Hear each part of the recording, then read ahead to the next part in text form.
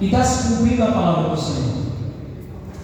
E dentro dessas questões todas que têm acontecido, o cumprimento da palavra de Deus, ainda há um povo que respira restauração. Restauração nada mais é que voltar à forma original. E a forma original está lá em Gênesis, quando Deus vinha para falar com o homem todos os dias, na viração do dia. E nós temos que buscar esse desejo, buscar e ansioso, como posso dizer, ansiosamente essa presença, ansiosamente essa restauração. E falando em restauração, eu queria falar de Neemias. Neemias capítulo 1, a palavra do Senhor diz assim, gostaria que por reverência a palavra do Senhor, até porque a palavra é o próprio Senhor. Aleluia. Os irmãos ficassem de pé, aleluia, para a leitura. Nós iremos caminhar aqui um pouco dentro desse livro de Neemias, daquilo que Deus fez através do desejo de Neemias, da percepção de Neemias. Está escrito assim, Neemias capítulo 1, versículo 1 diz assim: palavra de Neemias, filho de Acalias, no mês de Quisleu, isto é, entre novembro e dezembro, no 20º ano do reinado de Artaxerxes, quando me encontrava na capital do Império Persa, Suzã, Hanani, um de meus irmãos, veio de Judá com mais alguns homens. Indaguei pelos judeus que haviam voltado, os que sobreviveram ao cativeiro, e a respeito de Jerusalém. Eles me informaram: aqueles que sobreviveram ao cativeiro e estão vivendo lá na província passam por grande tribulação, privação e humilhação. Os muros de Jerusalém foram derrubados e as portas da cidade queimadas. Tendo ouvido este relato, assentei e chorei amargamente, lamentei por alguns dias e coloquei-me em jejum e oração diante do Deus dos céus. E desabafei: ó Senhor Deus dos céus, Deus grande e terrível, que cumpres a tua palavra, a tua aliança e usas de misericórdia para com aqueles que te amam e obedecem aos teus mandamentos.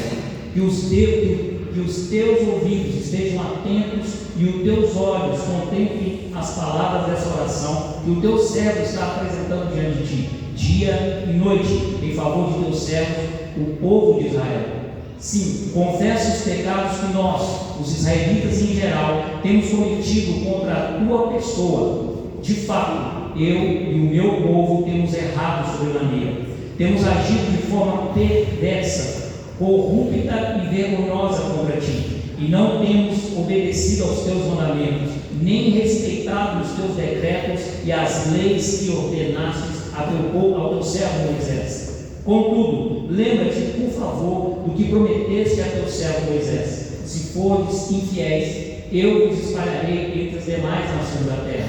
Mas se voltares para mim e obedeceres aos meus mandamentos e as praticares com amor, ainda que os vossos exilados estejam dispersos pelos lugares mais longínquos debaixo do céu, de lá os reunirei e os congregarei no lugar que escolhi para fazer habitar o meu nome. Ora, estes precisamente são os teus servos e o teu povo amado, que resgatastes com teu grande poder e com teu braço forte. Ah, Senhor, eu te rogo, deixe teu ouvido alcançar o favor deste teu humilde servo. Atende a oração dos teus servos, cujo prazer está em amar com respeito o teu nome. Faz com que teu servo encontre compaixão nos olhos do homem a quem levarei meu pleito. Nessa época eu era copeiro, degustador de confiança do rei. Amém? Amém. Pode se assentar. Aleluia. Pai, Senhor, em nome do Senhor Jesus, essa é a tua palavra, esse é o teu povo. Ó Deus, eu peço a ti que seja o Senhor a ministrar os nossos corações, e seja o Senhor, Deus, usar os meus sentidos.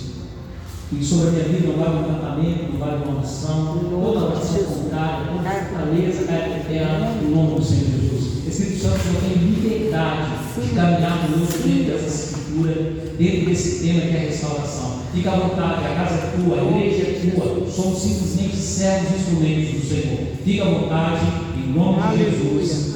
Amém. Amém. Glória a Deus. Como eu comecei a dizer, né? Neemias, ele poderia ser, olhando para o texto, pela posição de Neemias, pelo local onde ele estava, ele poderia muito bem continuar a vida dele da melhor forma possível.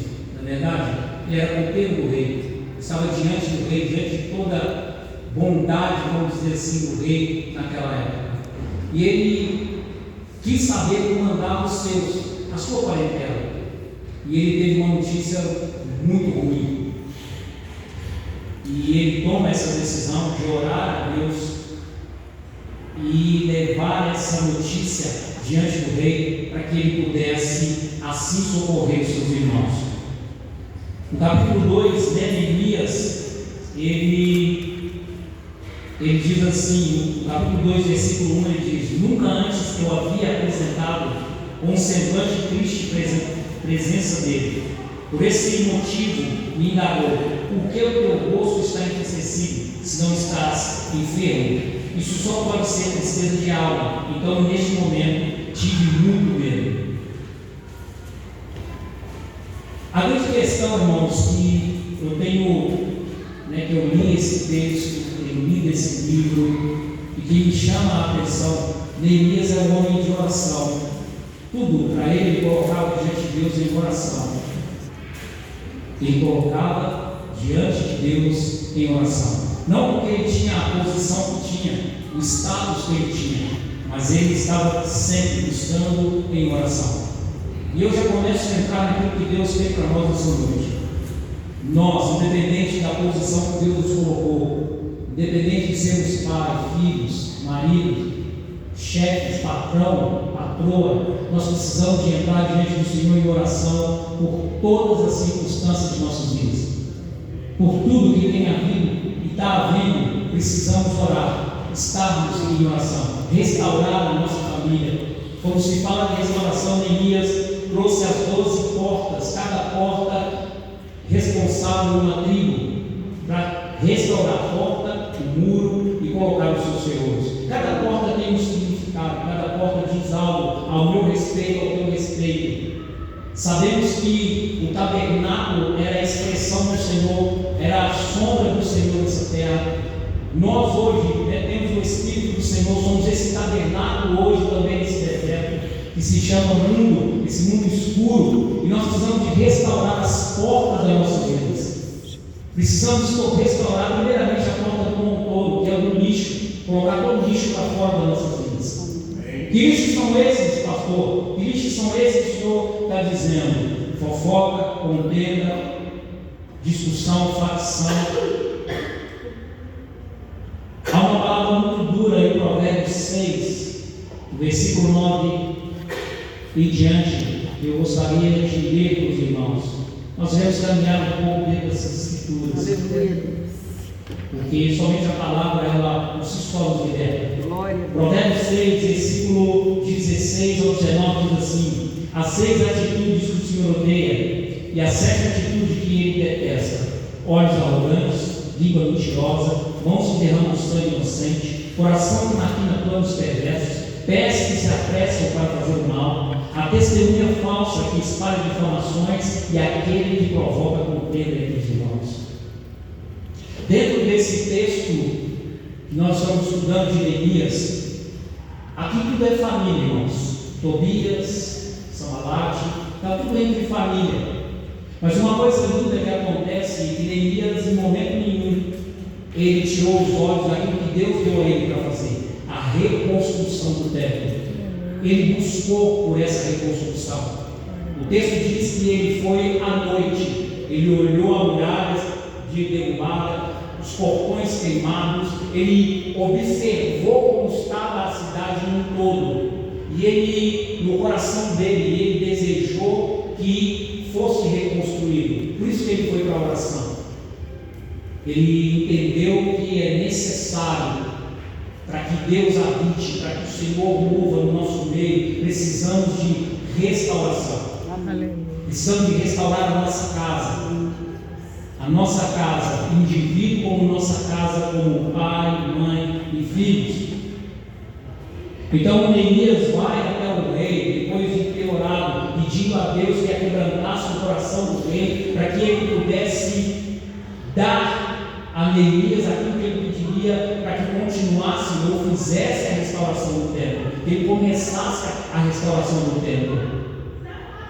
E ele diz assim no versículo 17, capítulo 2, versículo 7: se for do teu agrado, eu poderia levar cartas do rei aos governadores da província de Eufrates Oeste, a fim de que me deixem passar até chegar a Judá. E também uma carta para Asaf, guarda da floresta do rei, para que ele me forneça madeira para construir as vigas das portas das fortalezas que fica junto à casa, e para os muros da cidade, assim como para levantar a residência que irei ocupar, visto que a generosa mão de Deus estava me abençoando nesse sentido. O rei atendeu a todos os meus pedidos. A grande pergunta, irmãos, e nós nesses últimos dias precisamos de buscar em Deus essa graça. Naquilo que nós vamos colocar diante de Deus, Deus tem nos dado graça para fazer. Deus tem nos dado graça para restaurar. Deus tem nos dado graça. Essa semana nós falamos de uma posição, de um soldado sentado com todas as armaduras, mas ele estava sentado. Uma posição derrotista, uma posição de acomodação, de comodismo. E quando se fala de restauração, precisamos de colocar a mão nas massas. Colocar a mão na massa, colocar a mão nas ferramentas, a qual Deus deu a cada um de nós, a confiou a cada um de nós. Para Neemias não foi diferente. Não foi diferente. A gente vê uma progressão que ele fica triste, ele busca o Senhor, depois ele vai ao rei, à autoridade, que estava sobre a vida dele, ele se submeteu à autoridade de Deus, depois se submeteu à autoridade do rei, pediu ao rei que pudesse dar cartas, ou seja, que outorgasse ele a autoridade para buscar qualquer coisa que ele precisasse nessa reconstrução. Então o rei dá a ele, e uma coisa tão maravilhosa, que o rei observou que Neemias estava triste. O rei conhecia tanto Neemias que o dia que ele estava triste, perguntou por que o semblante dele estava batido. E nós precisamos, irmão, de estar diante de Deus com essa transparência e com essa lucidez diante de Deus. Precisamos de chegar diante de Deus ou diante dos homens e mostrar que nós somos transparentes. Se o irmão te perguntou a paz do Senhor, se você não está em paz, irmão, com certeza você vai receber essa paz. Mas não dê algo que você não tem, porque simplesmente a pessoa te cumprimentou e você está falando algo que você não tem. Dê somente aquilo que você tem. Se você está triste, confesse: eu estou triste, ore por mim, me ajude em oração. Há uma obra a ser restaurada na minha vida, na minha família, na minha casa, na minha congregação. Aleluia. E no versículo 13, no versículo 10, chega aí, Sanbalate e Oronida, Tobias, oficial Amonita, não esconderam o seu profundo desagrado assim que notaram que havia alguém interessado no bem dos israelitas. Sempre vai haver alguém, sempre vai ter alguém irritado, chateado com aquilo que Deus colocou no teu coração para fazer. Se é para levantar o caído, Deus te colocou para levantar o caído, mas sempre vai ter alguém para querer parar aquilo que Deus te confiou. Sanbalate e Tobias ficaram irritados.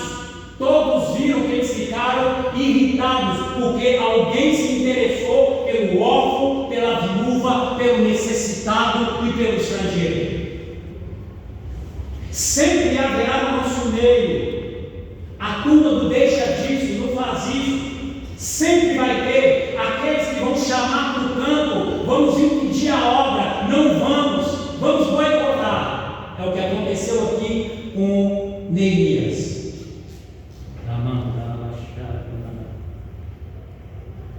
Então Neemias, no versículo 11 em diante, ele vai averiguar quais eram os defeitos que tinham, o que estava acontecendo, e ele foi sozinho.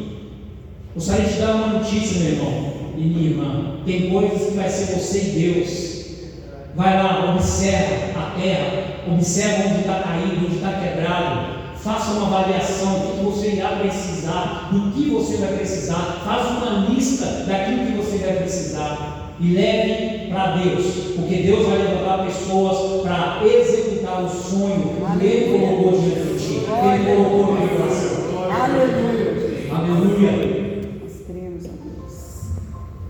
No versículo 3 ele diz: dessa maneira, saí de noite pela porta do vale e fui até onde, ou seja, a porta do crocodilo, até Zar, o portão do lixo, e examinei as muralhas de Israel que haviam sido derrubadas e os seus portais que haviam sido destruídos pelo fogo. Fui ainda mais adiante até o portão da fonte e até o tanque do rei, contudo ali não havia sequer espaço para o animal que eu montava pudesse passar. Por isso decidi subir o vale, ainda de noite, avaliando o estado dos muros. Finalmente retornei e tornei a entrar pela porta do vale. Deus é do vale, Deus também é da montanha. Então ele foi para o vale, foi lá, entrou pela porta do vale, foi observar. Irmãos, muitas das vezes nós observamos necessidades no templo, e eu digo o templo não é o templo físico, né? Esse lugar onde nós nos reunimos. Estou falando do templo nosso. Muitas das vezes nós vemos irmãos com as portas queimadas. Que portas são essas? Os sentidos, o olhar, a audição, o tato, o paladar, o olfato, danificados, corrompidos pelo adversário. Mas nós não temos coragem de entrar diante do Rei, dos reis, pedir ao Senhor cartas para que nós venhamos a restaurar esse templo, restaurar essas vidas. Muitas vezes nós vemos irmãos com as portas queimadas, com os muros, a sua muralha, as suas fortalezas derrubadas, porque o adversário derrubou em algum momento da vida dele, e nós não temos capacidade de entrar diante do Rei dos Reis e pedir para ele cartas para ir lá colocar a muralha do irmão de pé novamente. É mais fácil fazer como Tobias e como esse Sambalate, de querer deixar do jeito que está. Não, para ele não tem salvação. Para ela não tem solução. Deixa eu te dizer uma coisa: há solução sim. Não há nenhuma obra em vão nas mãos do Senhor. Ninguém ficará perdido. A Bíblia diz que todo joelho se dobrará e toda língua confessará que Jesus Cristo é o Senhor. Ele é o Senhor. Ele continua sendo o Senhor. Aleluia. E nessa caminhada, no capítulo 3, primeiros que vieram os voluntários, os primeiros que vieram foram os sacerdotes.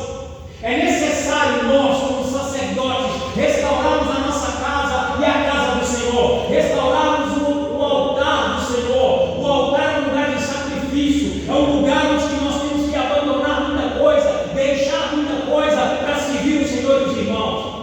Esses sacerdotes vieram, o sumo sacerdote e os seus irmãos deram início ao seu trabalho, reconstruíram o portão das ovelhas. A porta das ovelhas significa que nós precisamos de cuidar das ovelhas, precisamos de cuidar daqueles a qual Deus tem nos entregado, aqueles a qual o Senhor tem nos confiado. Ele é o sumo pastor, nós somos co-pastores. O ungido é Jesus, nós estamos debaixo de uma unção, então nós temos que entender essas coisas. Então a primeira coisa que eu vejo aqui no Moriá, Deus está restaurando o altar, já restaurou o altar, e Deus está trazendo as ovelhas, Deus está trazendo o aprisco, aonde há uma água saudável, um alimento sólido e a segurança. Aleluia! Louvado seja o nome do Senhor. E eles nos consagraram e colocaram as coisas do portal no lugar. Em seguida levantaram o muro até a torre do 100, que também dedicaram a Deus, e prosseguiram até a torre de Hananel. A segunda porta que eles restauraram foi a porta do peixe, que está aí no capítulo 3, versículo 3. E os filhos de Hassanah edificaram o portão do peixe, colocaram as vigas e assentaram as portas com seus ferrolhos e trancas reforçadas. Que porta de peixes são essas, meu irmão? As portas dos peixes são as almas que nós devemos entregar a Deus. Precisamos de evangelizar, precisamos de cumprir o ide, o imperativo de Deus, ide e pregai a toda criatura. É pregar o Evangelho. Precisamos de restaurar essa porta em nós. Quando eu não vou perguntar, mas não precisa responder para mim, mas o Senhor vai saber do teu coração. Quantas almas você ganhou nessa semana? Não, é muito. Quantas almas você ganhou nesse ano? Precisamos de restaurar essa porta dos peixes, trazer almas, consertar as nossas redes, para trazer almas ao Senhor Jesus, não ao homem. Quantos de nós passamos ao largo de pessoas que precisam de Jesus e nós passamos de largo? Precisamos de restaurar essa porta. Quantas pessoas nós passamos hoje vindo para a igreja e nós não convidamos para que ouvisse uma palavra do Senhor? Há quanto tempo nós não convidamos pessoas para vir escutar uma palavra?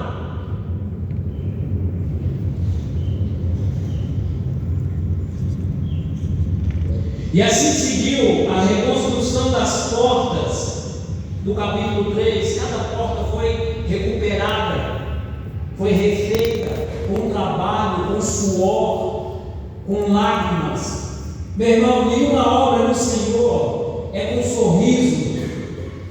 Toda ela requer suor, choro, muita lágrima, tristeza. Mas uma coisa é certa: o Senhor sempre estará conosco. Sempre. Não foi Ele quem nos chamou. Então, se Ele nos chamou, Ele quer nos capacitar para fazer, terminar aquilo que Ele começou. E no capítulo 4, vem então os opositores da obra do Senhor. Para mim são anticristos. A partir do momento que alguém se levanta contra a obra de Deus na vida de um irmão, de uma congregação, essa pessoa é um anticristo, querendo desfazer a obra de alguém que fez, vai fazer e continuar fazendo o que é o Senhor. Precisamos de nos ater, irmãos. Precisamos de nos ater. Oséias diz: andará dois se tivesse como um acordo. Se você não está satisfeito com aquilo que Deus está fazendo na vida do teu irmão, na vida da tua congregação, meu querido, eu te convido a orar a Deus, porque esse lugar é um lugar onde tem pessoas com problemas, com dificuldades. Aqui o único que é santo é o Senhor Jesus. Estamos no processo de santificação.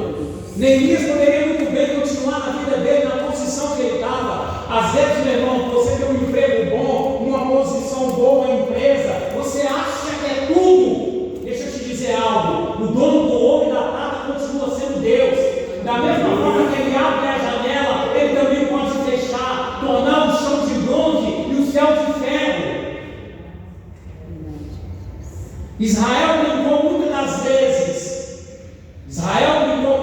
vezes com a palavra de Deus, com os mandamentos, com as ordenanças, com os estatutos, e Deus permitiu que as nações vizinhas os perseguissem, os punissem.